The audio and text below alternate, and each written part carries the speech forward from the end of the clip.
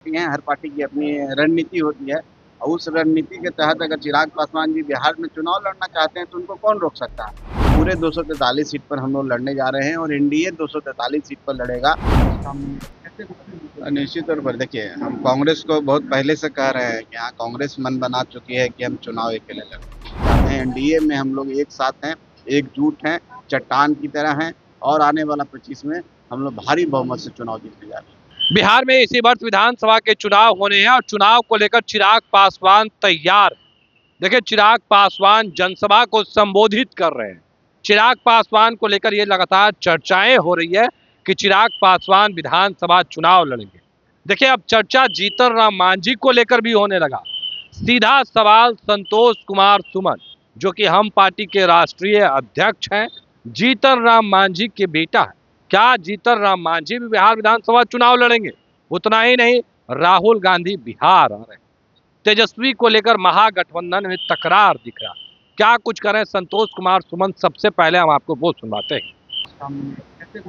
निश्चित तौर पर देखिए, हम कांग्रेस को बहुत पहले से कह रहे हैं कि हाँ, कांग्रेस मन बना चुकी है कि हम चुनाव अकेले लड़ें और कांग्रेस को करना भी चाहिए। अगर मैं व्यक्तिगत तौर पर उनको सलाह भी देता हूँ, क्योंकि कांग्रेस अपने समय में बहुत बड़ी पार्टी रही है। इस देश में 40 साल 42 साल शासन किया और बिहार में हाशिए पर है और पिछलग्गू की तरह आगे पीछे चल रहे हैं। अगर थोड़ा भी किसी में आत्मसम्मान हो तो अपनी ज़मीन तलाशना चाहिए। और अब जिस तरह से एक्टिविटी हो रही है, जिस तरह से माननीय राहुल गांधी जी बिहार आ रहे हैं, तो हम समझते हैं कि उन लोग चुनाव लड़ने के लिए अकेले कोशिश कर रहे हैं, क्योंकि यहाँ पर निश्चित तौर पर अगर महागठबंधन से अगर चुनाव कोई लड़ना चाहता है तो चेहरा तो तेजस्वी यादव है, इसमें तो कहीं पर कोई डाउट नहीं है, किसी को कोई डाउट नहीं। लेकिन कांग्रेस की तरफ से बार बार ऐसी बयान आ रही है कि अब वो कोऑर्डिनेशन कमेटी के नेता हैं, चाहे उसके मुखिया हैं, लेकिन सीएम फेस नहीं है। तो इसका मतलब है कि कांग्रेस के मन में कुछ और चल रहा है और गठबंधन छीन भिन हो जाएगा। जिस तरह से एमपी के चुनाव में, लोकसभा के चुनाव में उन लोग जुड़े जितने तेजी से और भागे उतनी तेजी से, यहाँ भी वही होने वाला है। और होने का कारण यही है कि जनता का विश्वास उन पर नहीं है, जनता का समर्थन उनके पास नहीं है। और जब जनता के बीच में जाते हैं तो उनकी ज़मीन कहीं पर सशक्ति नज़र आती है, कहीं पर ख़त्म नज़र आती है। तो उन लोग इस तरह की बातें कर रहे हैं और अपना ज़मीन बनाने की कोशिश कर रहे हैं। हम लोग आपके माध्यम से इतना ही कहना चाहते हैं, एनडीए में हम लोग एक साथ हैं, एकजुट हैं, चट्टान की तरह हैं और आने वाला 25 में हम लोग भारी बहुमत से चुनाव जीतने जा रहे हैं। देखिए, अभी ये विषय अभी इस पर विचार नहीं हुआ है, ना ही कोई पार्टी के स्तर से, ना ही गठबंधन के स्तर से। तो इस पर अभी कुछ कहना माने हम समझते हैं कि सही बात नहीं है। हम अगर कुछ कहेंगे तो अपनी पार्टी की तरफ से कह सकते हैं, वो बातें विवाद पैदा करती है। तो मैं समझता हूँ कि गठबंधन के हम लोग एक सहयोगी हैं और सहयोगी होने के नाते जो गठबंधन का धर्म होता है, उसको निभाते हुए हम इतना ही कहेंगे आज के दिन में कि हम पूरे 243 सीट पर हम लोग लड़ने जा रहे हैं और एनडीए 243 सीट पर लड़ेगा।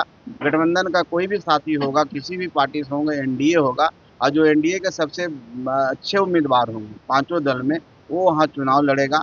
सीट का कोई मामला नहीं है, सबके सम्मान के साथ समझौता होने जा रहा है और कहीं पर कोई विवाद नहीं रहेगा। आप देखेंगे आने वाले 1-2 महीना में इस पर विचार कर लिया जाएगा, इसको तय कर लिया जाएगा।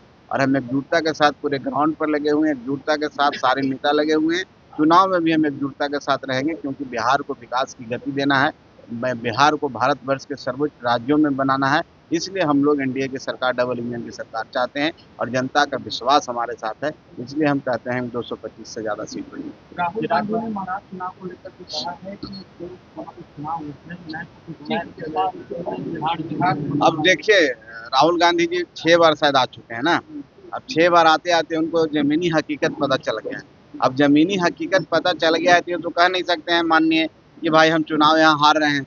तो कोई ना कोई तो बहाना चाहिए। तो बहाना महाराष्ट्र है, तो बहाना बनाने दीजिए, उससे कोई फ़र्क नहीं पड़ता है। ना वहाँ कुछ था और ना यहाँ उनका कुछ है। वो जिस तरह से वहाँ हारे हैं, सपने बुनते हैं, कभी कभी सपने देखते हैं, लेकिन जब ग्राउंड पर आते हैं, क्योंकि चुनाव में ही आते हैं। अब देखिए कहाँ जा रहे हैं, गहलोर जा रहे हैं, जब पूरे 5 साल कहीं नज़र नहीं आए, आज गए तो ग्राउंड हकीकत पता चलता है, ज़मीनी जो हकीकत जिसको कहते हैं पता चलता है। तो बेचारे आज से ही प्लॉट कर रहे हैं, बहाने बना रहे हैं, ताकि चुनाव के बाद जब रिजल्ट आएगा तो वो कहेंगे कि मैच फिक्स था, इस तरह से हुआ, उस तरह से हुआ। लेकिन आप भी जानते हैं कि लोकतंत्र में इस तरह की कोई बात नहीं होती है। पूरी निष्पक्षता के साथ चुनाव होता है। चुनाव आयोग स्वतंत्र संस्था है और हम समझते हैं कि जनता का जो जनादेश होता है उसको हर कोई को स्वीकार करना चाहिए। राहुल गांधी जी को भी स्वीकार करना चाहिए। जब तक वो स्वीकार करेंगे नहीं तब तक वो आगे नहीं बढ़ेंगे। चिराग पासवान ये इंडिपेंडेंट पार्टी है, हर पार्टी की अपनी रणनीति होती है और उस रणनीति के तहत अगर चिराग पासवान जी बिहार में चुनाव लड़ना चाहते हैं तो उनको कौन रोक सकता है? ना हम रोक सकते हैं, ना आप रोक सकते हैं। हम तो इतना ही कहेंगे, अगर वो मन बनाए हैं तो हम उनका स्वागत करते हैं और उनके आने से निश्चित तौर पर जहाँ भी हैं और जिस जवाबदेही में, जिम्मेवारी में, वहाँ भी एनडीए को फायदा कर रहे हैं पार्टी को। लेकिन उनके कार्यकर्ताओं को लगता है कि उनके आने से उनके कार्यकर्ताओं में उत्साह पैदा होगा और उनके पार्टी को फायदा होगा। पार्टी को जब फायदा होगा तो एनडीए को भी फायदा होगा। तो निश्चित तौर पर अगर मन बनाए हैं तो उनको आना चाहिए और आकर के चुनाव लड़ना। जीतन राम मांझी जी क्या विधानसभा चुनाव लड़ेंगे? अब जीतन राम मांझी जी ने तो ऐसा कभी नहीं कहा है और हम नहीं समझते हैं कि अब जीतन राम मांझी जी चुनाव लड़ेंगे। जीतन राम मांझी जी राष्ट्र की सेवा कर रहे हैं और हम समझते हैं कि अपने सही जगह पर और सही भूमिका में हैं और एक अच्छा विभाग मिला है माननीय प्रधानमंत्री जी के द्वारा। तो उस भूमिका को पहले जो जवाबदेही मिली है उस जवाबदेही का निर्वहन करने के बाद ही कोई दूसरी जगह जाना चाहिए। तो उनकी बात भाई ऐसी नहीं है। हम पार्टी के अध्यक्ष होने नाते जाते हैं कि ऐसा कोई बात नहीं है। बाकी चिराग पासवान जी का अपनी मर्जी है, वो आएंगे तो स्वागत है। एक आखिरी सवाल लेंगे। नेता प्रतिपक्ष तेजस्वी यादव बिहार सरकार को लेकर के हमलावर है। उन्होंने कहा है कि बिहार में अपराधी घटना लगातार घटी है और मुख्यमंत्री नीतीश कुमार अचेत सुरक्षा में। अब देखिए, तेजस्वी यादव भी तो खुद अचेत हैं। अचेत हैं तभी तो मुख्यमंत्री की तरह एक्ट कर रहे हैं।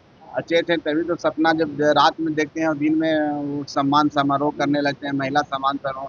यहाँ एक बांट देंगे, वहाँ वो कर देंगे, यहाँ नौकरियाँ दे देंगे। तो तेजस्वी यादव जी को अभी समझ में नहीं आ रहा है कि धरातल क्या है, यथार्थ क्या है और सपने और हकीकत में फ़र्क होता है।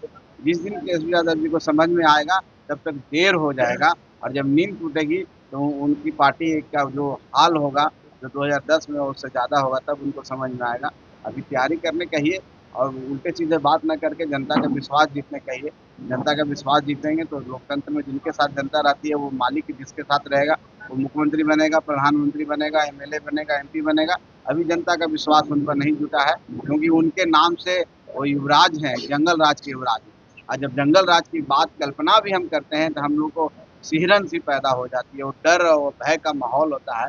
तो अभी उस सिंड्रोम से बाहर निकलें, उस जगह से वो बाहर निकलें जिस तरह के एक्ट उनके कार्यकर्ता करते हैं, जितना उग्र के प्रदर्शन उनके कार्यकर्ता करते हैं। जब तक वो काम नहीं करेंगे, जब तक लोगों का विश्वास नहीं जीतेंगे, खास करके दलितों का, पिछड़ों का, अति पिछड़ों का, तब तक वो सपना देखते ही रहे। सपना हकीकत में बनने में अभी बहुत 10 साल 15 साल में लगता है। तो अभी आपने सुना किस तरीके से संतोष कुमार सुमन ने तमाम चीजों को लेकर अपनी बातों को रखा। देखिए, कह रहे हैं कि जीतन राम मांझी चुनाव नहीं लड़ेंगे, हम पार्टी के राष्ट्रीय अध्यक्ष हैं और ऐसा कोई बात नहीं है। अगर चिराग पासवान चुनाव लड़ना चाहते हैं, लड़े, हम लोग स्वागत करेंगे। इससे उनकी पार्टी भी मजबूत होगी और एनडीए गठबंधन भी मजबूत होगा। पर राहुल गांधी को लेकर उन्होंने कहा है कि चुनाव आया है तो इधर उधर चल रहे हैं। फिलहाल के लिए इतना ही। आप बने रहे फर्स्ट बिहार झारखंड के साथ। धन्यवाद। पनोरमा ग्रुप, जो सोचता है वो करता है। आपके अपने सपनों का आशियाना। ये लो, मुंह मीठा करो। आज मैंने अपना जॉब छोड़ दिया, अब हम पूर्णिया वापस जाएंगे। जॉब छोड़ दिया है? मतलब ये घर कैसे चलेगा? हम करेंगे क्या? और माँ बाबूजी क्या बोलेंगे? इसलिए मैं एक और मिठाई का डब्बा लाया। अपने बिजनेस के लिए लोन अप्रूव हो गया। अरे लोन अप्रूव हो गया वो तो ठीक है, लेकिन पूर्णिया में हम रहेंगे कहाँ? अपना घर भी तो नहीं है वहाँ। इसलिए तो एक और मिठाई का डब्बा अलग से लाया हूं। हमने पूर्णिया में घर ले लिया है, पूर्णिया के ई होम्स पैनोरमा में। पूर्णिया में पैनोरमा ग्रुप लेकर आए हैं ई होम्स पैनोरमा।